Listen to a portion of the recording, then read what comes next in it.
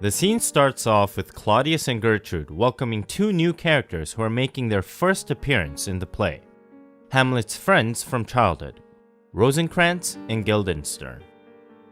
Claudius speaks to them about Hamlet's recent behavioral changes and asks Rosencrantz and Guildenstern to spend some time with Hamlet. He wants them to try and find out what has caused Hamlet's recent transformation. Gertrude says that if they do help, they shall receive such thanks as fits a king's remembrance. In essence, she's suggesting that they'll be paid for doing Claudius this favor. Then, Polonius approaches the king and queen with two updates. Firstly, Voltimand and Cornelius have come back from Norway. If you recall, in Act 1 Scene 2, one of Claudius's first orders as king was to send the two messengers away with a letter for Norway, the King of Norway. Claudius wanted Norway to keep young Fortinbras from threatening and pressuring Denmark. Secondly, Polonius thinks that he's found out why Hamlet has been acting crazy lately. Claudius obviously wants to hear the details of both updates right away. But Polonius, being the funny old man that he is, wants them to hear the news about Norway first, so that he can build up suspense for his more exciting update on Hamlet. Give first admittance to the ambassadors. My news shall be the fruit to that great feast. So he goes off to quickly fetch the messengers. Meanwhile, Gertrude reveals why she thinks Hamlet is acting strange. He tells me, my sweet queen, that he hath found the head and source of all your son's distemper. I doubt it is none other but the main, his father's death and our over-hasty marriage. Shortly after, Polonius returns with Voltimand and Cornelius, who have good news for the king. According to the ambassadors, Norway thought that Fortinbras's preparations for war were against Poland. When he investigated the matter, he found out that Fortinbras was in fact preparing to strike against Denmark. Furious that his nephew would go behind his back, Norway threatened to arrest his nephew, at which point Fortinbras swore to never threaten Denmark again. Old Norway was so happy with this outcome that he actually rewarded Fortinbras with money and permission for Fortinbras's troops to march through Denmark on their way to Poland. The ambassadors present Claudius with a letter from Norway, who promises that Denmark will have safety as Norway's troops pass through. And with that, they are dismissed. Now, Polonius is very excited to update Claudius about why Hamlet has gone crazy. Again, in a very roundabout manner of speaking, he explains that Hamlet was in love with his daughter, Ophelia. As proof, he pulls out and reads aloud some love letters that Hamlet wrote to Ophelia. He explains that he forced Ophelia to reject Hamlet, and since that time, Hamlet has changed and gone crazy.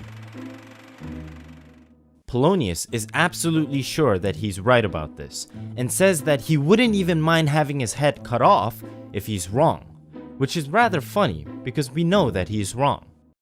He then says that if the circumstances allow, he'll find out the truth, which, despite his confidence, alludes to the fact that he doesn't know the whole truth in the first place. Claudius is intrigued.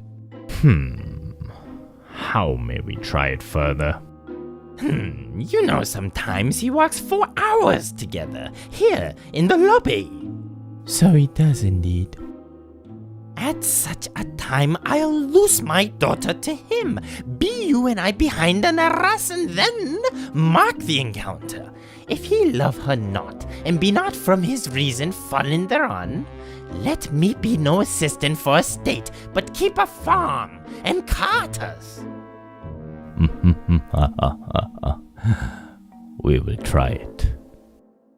Just as Claudius agrees to Polonius's plan, Hamlet happens to wander into the scene. Claudius and Gertrude exit the scene, allowing Polonius to further investigate Hamlet in a one-on-one situation. Polonius tries to talk to Hamlet, but Hamlet's responses are all seemingly incomprehensible. It's interesting because Hamlet, the witty, masterful word player who says things full of double meanings, is having a conversation with Polonius, who we know goes on and on, always getting sidetracked with a lot of words. To make a long story short, if this were a boxing match, Polonius is completely outclassed by Hamlet, who even makes fun of Polonius right to his face without him knowing it. At this point, Polonius is even more convinced that Hamlet is crazy, so he goes off to prepare the setup that he has planned between Hamlet and Ophelia. Rosencrantz and Guildenstern find Hamlet. Remember, they were sent by the king and queen to spy on him. But Hamlet picks up on this right away. Amidst his crazy talk where he outwits them, Hamlet manages to force his old friends to reveal the fact that they didn't come to see him for sentiment or friendship. They admit that they were actually sent by the king and queen. As soon as Hamlet confirms this, he tells them that for some reason, life's just not what it used to be. He doesn't exercise anymore, and he just doesn't see the world as a good place these days. Rosencrantz takes the opportunity to try and cheer Hamlet up by mentioning that some of Hamlet's favorite actors are on the way to the castle. A trumpet sounds in the distance, signaling that the acting troupe has arrived in the castle. At this point, Hamlet tells Rosencrantz that he's only crazy sometimes. Other times, he's perfectly fine and can think clearly. Polonius re-enters the scene to tell Hamlet that the actors are on their way, and Hamlet, once again, outwits him and makes fun of him without Polonius knowing. As the actors enter the scene, Hamlet enthusiastically greets them and has a special request. He wants them to recite part of a play that he once watched this group perform. One of the actors delivers the lines, and we learn that the lines are from a play which loosely mirrors Hamlet's situation. A son, whose father was murdered, is motivated to take action and kill his father's killer.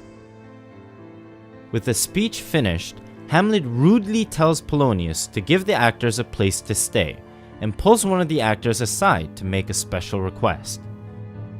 He wants them to perform a play called The Murder of Gonzago, and he also wants to add 12 to 16 lines that he wrote to that play.